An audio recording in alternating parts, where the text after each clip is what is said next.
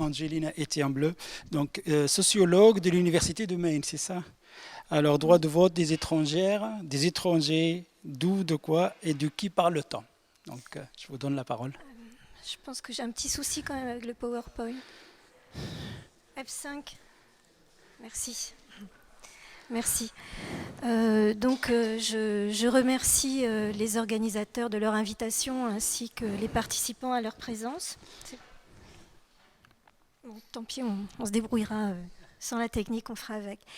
Je voulais aussi excuser l'absence d'Omar Zana, qui est l'un de... Enfin, en fait, nous sommes un trio, avec Wafa Le Boterf, que vous entendrez tout à l'heure. Donc, on s'est lancé dans une aventure d'interroger et le droit de vote des étrangers et la question des étrangères et de la représentation des étrangers et des étrangères, enfin, ou identifiés comme tels, mais on y reviendra parmi le corps et parmi les élus. Moi je suis effectivement sociologue, ma spécialité n'est pas du tout celle du droit de vote.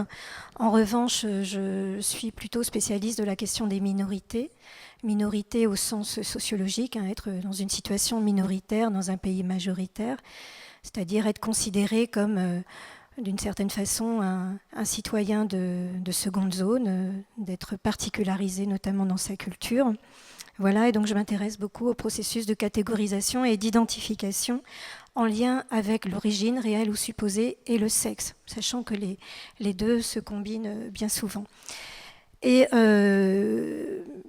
je m'intéresse aussi, donc je vous ai dit, je ne suis pas spécialiste du droit de vote des étrangers, pour autant, un de mes auteurs, un des chercheurs de prédilection, c'est bien pour moi Abdelmalek Sayad, qui très, très tôt avait évoqué la nature politique du phénomène migratoire en interrogeant notamment le fait de cette double absence des immigrés qui à la fois n'étaient plus tout à fait considérés comme des nationaux dans leur pays d'origine en étant quasiment toujours absents de ce pays et qui n'étaient pas non plus considérés tout à fait comme des nationaux dans leur pays d'installation, de leur pays d'adoption, quand bien même ils étaient devenus français. Donc voilà d'où je parle. Je vous propose, alors je ne sais pas en combien de temps cette fois-ci, mais je vous propose tout d'abord... 18 minutes. Voilà, je vous propose tout d'abord donc le droit de vote des étrangers, ce sera aux élections municipales, de juste rappeler ce qu'il en est en Europe, ce qu'il en est en France, comment se pose le débat, un débat sans cesse réactualisé et d'autant plus vif aujourd'hui que se profilent les élections municipales. Et puis j'arriverai à interroger notamment l'usage que l'on peut faire du terme de communauté, en glissant aussi du terme de communauté à celui de communautaire, à celui de communautariste. Voilà ma proposition. Et ensuite, nous deux, on illustre assez bien la thématique de la conférence, puisque moi, je suis plutôt le versant vote. Et Wafa Le Boterf, qui se présentera aussi tout à l'heure, nous parlera plutôt du versant écharpe. Voilà, donc on est parfaite, un super duo. Alors attendez, parce que ça va être un peu compliqué Voilà, donc je suis désolée, je ne sais pas pourquoi ça fait ça, mais... non, là, c'est pas F5, Wafa. Donc, qu'en est-il du droit de vote en Europe Donc, en fait, ce droit de vote est effectif dans 15 pays sur 27, donc vous calculez, dans 12 pays, il n'y a pas ce droit de vote, notamment la France. Alors, il y a différents régimes d'accessibilité à ce droit. Il y a 4 types de régimes pour faire vite. Donc, aucun droit de vote pour les étrangers, dont la France. Je ne vais pas revenir sur tous les pays. Si vous le souhaitez, je pourrais le préciser. Ensuite, ça va se nuancer sur le fait qu'il y aura des conditions d'accessibilité, notamment pour certains pays, des conditions de durée minimale de résidence, au cas par cas, c'est-à-dire que ça ne va pas être la même condition selon les pays, et puis une condition en quelque sorte de réciprocité, c'est-à-dire si eux ont le droit de vote aux élections municipales locales chez nous, nous on peut avoir le droit de vote chez eux. C'est ça, cette idée de réciprocité. Pour d'autres, ça va être droit de vote pour ceux qui sont là de façon permanente, là aussi, sur long des durées variables qui s'échelonnent de 2 à 5 ans, et en fait un droit accordé sans condition à tous les étrangers, notamment en Irlande. Donc pour faire vite, ce droit... oui. Voilà, il n'y a pas de modèle de référence pour le droit de vote des étrangers non communautaires en Europe, même si on voit qu'il y a une dominante. Et je vous le rappelle que désormais en Europe, les citoyens d'un État de l'Union européenne résidant dans un autre pays, dans un autre État de cette Union, peuvent aussi y voter et sont éligibles aux élections municipales de cet État. Alors, qu'en est-il en France ? Je vous rappelle que aux élections dans la campagne présidentielle de 2012, donc c'était l'un des engagements du candidat Hollande. Je vous rappelle sa proposition: j'accorderai le droit de vote aux élections locales aux étrangers résidant légalement en France depuis 5 ans. Voilà. Donc c'était un temps fort, enfin voilà, une de ses propositions. Et cet engagement était prévu dans le calendrier en 2013, justement dans la prévision des élections de 2014. Et comme les étrangers européens, ils pourraient voter. Ça ne veut pas dire devenir maire ou adjoint, mais pourraient devenir conseillers municipaux. En fait, vous le savez aussi, cette proposition était une reprise de proposition du candidat Mitterrand en 1981, qui finalement elle ne s'était jamais réalisée, et notamment en 88, il avait préféré laisser tomber cette proposition en disant en quelque sorte que les Français n'étaient pas prêts, pour des raisons de mœurs, en quelque sorte. Donc, droit de vote des étrangers aux élections municipales en France, 2014, point d'interrogation. Alors, l'après-présidentielle, une fois qu'il a été élu, il a réaffirmé son engagement en septembre 2012, notamment parce que 77 députés socialistes sur à peu près 300 ont rappelé l'urgence de faire passer cette proposition qui a déjà été actée en décembre 2011 par le Sénat, de la faire discuter à l'Assemblée, enfin voilà, le temps que tout se fasse. Donc il était urgent. Là aussi, on pourra revenir sur ce qu'il disait plus précisément. Donc, un peu mis au pied du mur, sachant aussi que cette position amène la droite à réagir et, de son côté, à réclamer un référendum et à dire que finalement ce droit de vote n'est pas bienvenu et que si l'on veut être citoyen, eh bien la voie d'accès à la citoyenneté, c'est la nationalité, devenir français, et que finalement si la gauche, pour faire vite, prône ce droit de vote des étrangers aux élections municipales, c'est simplement dans un jeu électoraliste. Voilà. Et ces propositions, ces propos, on les retrouve sur tous les forums. J'aurais pas le temps, mais voilà, on discute en boucle de cela. Il n'y a pas de grande originalité dans l'argumentaire. Sinon qu'on évite de parler des autres pays. Du côté de la gauche, il y a aussi des réticences, et puis ce qu'on va dire que finalement c'est peut-être pas le bon moment, il y a la crise, il y a d'autres priorités au calendrier et on va peut-être repousser ça un petit peu plus, voilà, enfin, un peu plus loin que prévu en tout cas. Alors, donc je vous disais, il y avait des forums, donc je m'amuse à regarder ce qu'il est dit sur ces forums. Et si vous cliquez, par exemple, vous cherchez Google, image du droit de vote des étrangers. Et moi, j'avais, parce qu'on était sur femmes, j'ai droit de vote des femmes aussi. Et on retrouve ça, ce genre d'image. Bon, c'est un petit échantillon, c'est quand même assez, à mon avis, significatif des arguments, je dirais, contre, qui inquiètent, qui sont là, par exemple, la France en danger contre le droit de vote des étrangers, c'est de l'association du collectif Riposte laïque. Donc voilà, il y a une mobilisation contre le droit de vote des étrangers, avec des références, notre religion, etc. Donc derrière, la crainte de donner le droit de vote aux étrangers, je reviendrai là-dessus, cette crainte, elle est vraie pour certains étrangers, pas pour tous les étrangers. Donc j'ai déjà évoqué les étrangers communautaires qui ont effectivement le droit de vote, mais quand on est contre, alors en tout cas, certains arguments participent d'une rhétorique où on va convoquer la question et de la religion, en l'occurrence l'islam, et la question des femmes, donc, et du voile, etc. Et dans les forums aussi, ce qui est dit, c'est si on leur donne le droit de vote à certains, donc, notamment à ceux qui viennent du Maghreb, c'est leur donner le droit de faire la loi chez nous. C'est dit à peu près dans ces termes. Et or, on sait bien ce que ça donne quand c'est eux qui font la loi. Vous mettez tous les guillemets que vous voulez. On le voit déjà, on l'a vu dans les quartiers. Donc les raccourcis sont faits ainsi. Donc on va aller convoquer aussi les jeunes issus de l'immigration, oubliant au passage que la plupart sont français, bien entendu, et en disant que voilà, si on donne le droit de vote aux étrangers, à certains, ça va être des zones de non-droit et des territoires qui vont être de plus en plus gagnés par certains. Et donc, on devra faire nos valises. Donc là aussi, il y a plein de petites caricatures, je vous laisse découvrir ce qui est dit. Et puis, justement, il y a cette campagne du droit de vote pour les étrangers en 2014.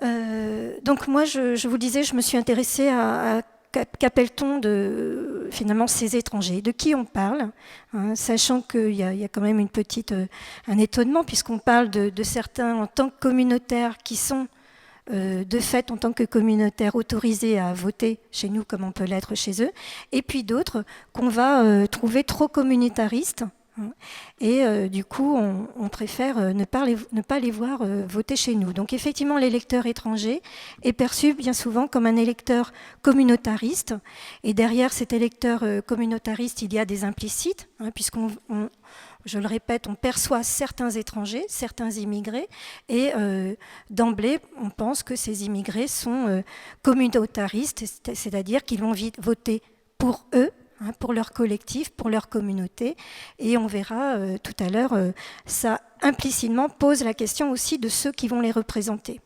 Donc on arrivera aussi sur le thème de la diversité.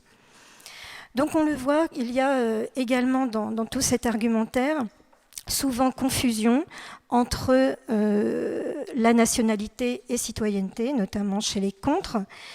Ça va au niveau du temps ? Oui, bon. Donc ceux qui sont contre, comme je vous le disais, vont dire de toute façon, si on veut voter, il faut être français. C'est indissociable. On ne peut pas être citoyen, avoir des droits civiques et ne pas être français. Donc ça va interroger aussi la question de la démocratie, puisque la démocratie est censée, c'est le pouvoir au peuple. Et on voit qu'à côté de la démocratie, il y a l'État souverain qui va définir qui sont ceux autorisés à voter ou pas, en quelque sorte. Qui sont ceux qui font partie de la communauté politique et ceux qui n'en font pas partie. Et finalement, cette question pose aussi celle du peuple. Qui est le peuple ? Puisqu'il a le pouvoir, donc qui est le peuple ? De quel peuple parle-t-on ? Donc c'est l'occasion, ce droit de vote des étrangers, à nouveau de redéfinir les frontières entre étrangers et français, entre eux et nous, et de définir finalement ce qui fait communauté, sachant qu'il y a des usages positifs et négatifs de la communauté. Quand on parle des Français, on va dire la société française, mais en fait on pourrait aussi bien dire la communauté. Là c'est un usage positif. Quand on parle des étrangers ou quand on parle des immigrés, la communauté immigrée, c'est une autre connotation qui est associée. Là, on voit plutôt le repli sur soi. Enfin, on imagine autre chose. Les communautés imaginées pour faire aussi référence à un auteur bien connu. Donc, depuis les années 90, il est vrai qu'on parle beaucoup de communautarisme en mettant l'accent sur l'identité nationale, sur la nation, plutôt que sur l'identité républicaine, c'est-à-dire on ne redéfinit pas, on ne repose pas la question de qu'est-ce que c'est la démocratie, qui l'a fait cette démocratie et quel est le peuple. Donc voilà. Donc dire qu'il y a les étrangers et les Français, distinguer les Français et les étrangers, c'est bien dire que les étrangers ne font pas partie de la société française. Or, je vous le rappelle, le vote est un acte hautement symbolique, quoi qu'on peut en penser par ailleurs, et qui va dire le rapport de l'individu à la communauté politique et qui va dire aussi quelque chose du rapport de cette communauté politique aux individus qui la composent. Donc là, on voit qu'il y a en quelque sorte malaise dans cette définition de ceux qui la composent. Alors, si on fouille un peu du côté des arguments de ceux qui sont opposés au droit de vote, donc comme je vous le disais, ils vont tout à fait confondre nationalité et citoyenneté en disant que les étrangers, en tant qu'ils sont non français, sont de fait exclus de la communauté nationale. Et ce faisant, ils oublient que c'est une vérité quand même assez relative, parce qu'au regard de l'histoire, justement, il y a des épisodes où finalement, par exemple, dans l'Empire colonial, on pouvait être sujet français, mais ne pas être reconnu comme citoyen, ne pas avoir le droit de vote. On oublie aussi que ce droit de vote, bien qu'on soit français, n'a pas été comme ça donné naturellement. Ce n'est pas une évidence du tout, c'est bien l'enjeu d'une lutte, où on va discuter de cette question, on l'a aussi entendu tout à l'heure avec la première communicante, de qu'est-ce qui fait la qualité de citoyen. Quelles sont ses compétences, quelles sont ses responsabilités, est-ce qu'il est en capacité de être en capacité d'eux, être responsable d'eux, c'est bien finalement définir ce qui nous fait être mineur, puisque aujourd'hui la minorité c'est celui qui n'est pas responsable d'eux, ou à l'inverse c'est ce qu'on est dans la majorité.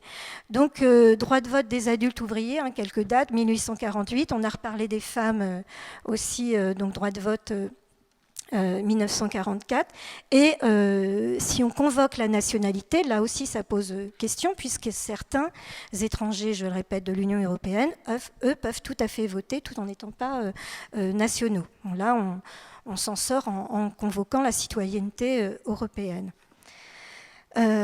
Autre argument des contres, c'est, je l'ai déjà évoqué, je développe, c'est finalement pourquoi sont-ils étrangers, quelle idée d'être étranger. Donc je ne vais pas refaire des sketchs à la Fernand Reynaud, mais c'est un peu ça. Pourquoi ne sont-ils pas français? Je finis. Donc là, être finalement... Pour voter, il faudrait s'intégrer à la nation, être assimilé, être naturalisé. Mais là encore, de quelle nature parle-t-on? On va entendre aussi que finalement, pourquoi veulent-ils voter en étant étrangers alors qu'il est assez simple, assez facile en France de devenir français? Or, tous les travaux le montrent, toutes les expériences de ceux qui sont passés par ce processus, c'est quand même un processus long, lent, compliqué, qui est très sélectif. Et du coup, on va favoriser dans les critères de sélection, certains plus que d'autres, les plus diplômés, ceux qui maîtriseraient la langue française, comme si cette langue était elle-même homogène, alors qu'il y a un plurilinguisme fort, et puis être depuis longtemps sur le territoire, etc. Donc cette argumentation, elle va avoir de limites. Tout d'abord, la naturalisation, je l'ai déjà dit, n'est pas aussi évidente que cela. Ça ne se fait pas de manière automatique, et elle ne met pas fin aux discriminations. Et puis, on rappelle aussi que certains, finalement, n'ont pas besoin de passer par cette case entre guillemets, intégration-assimilation, pour voter là encore. Donc je ne reprendrai pas cet exemple. Donc derrière le refus du droit de vote des étrangers, de certains étrangers, on voit bien que se profilent certaines immigrations. Et les pour, je vous le rappelle, là aussi, sont sur une conception plus ouverte de la communauté politique, en évoquant une citoyenneté de résidence qui serait dissociée de la nationalité. Donc je conclus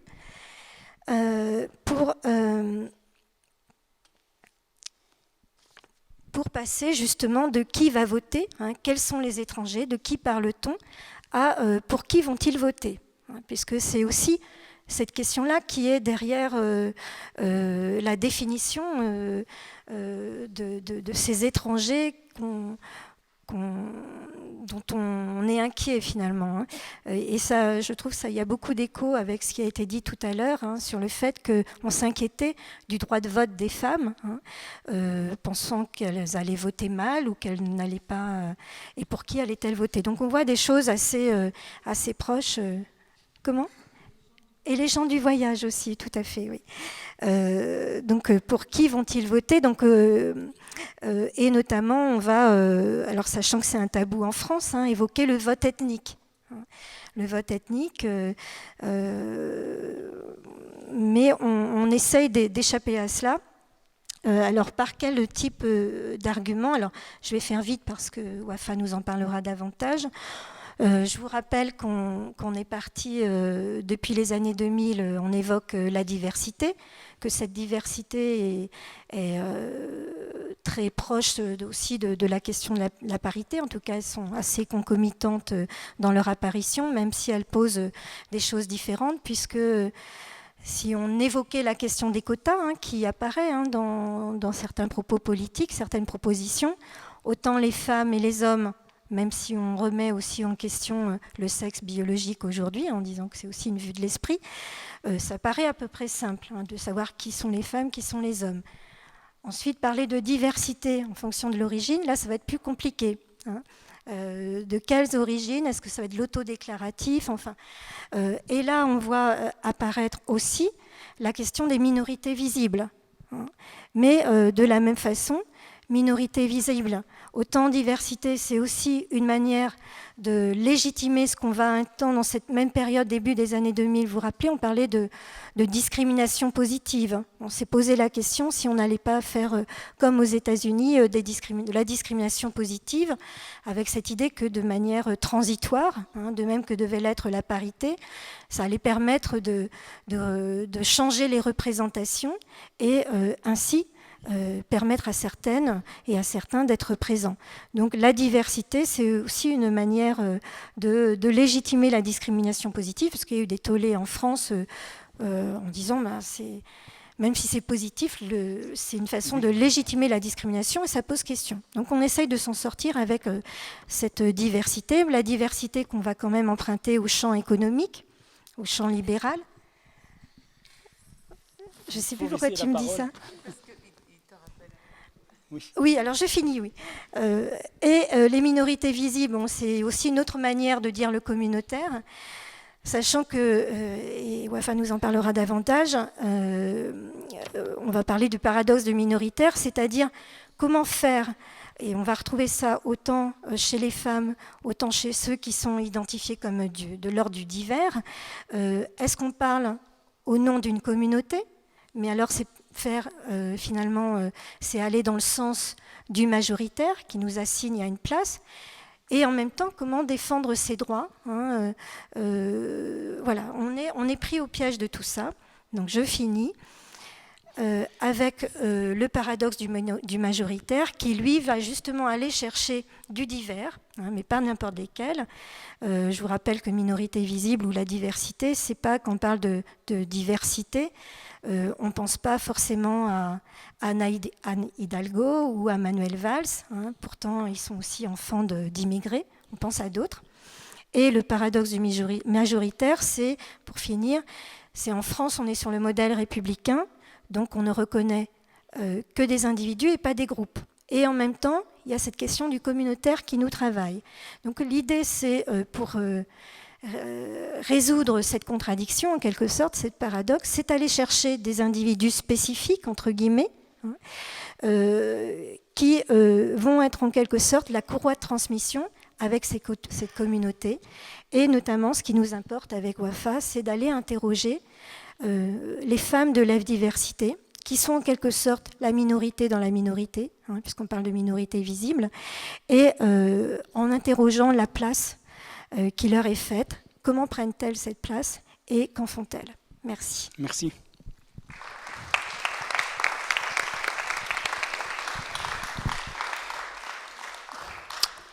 Le paradoxe des femmes, c'est qu'elles ne sont pas minoritaires.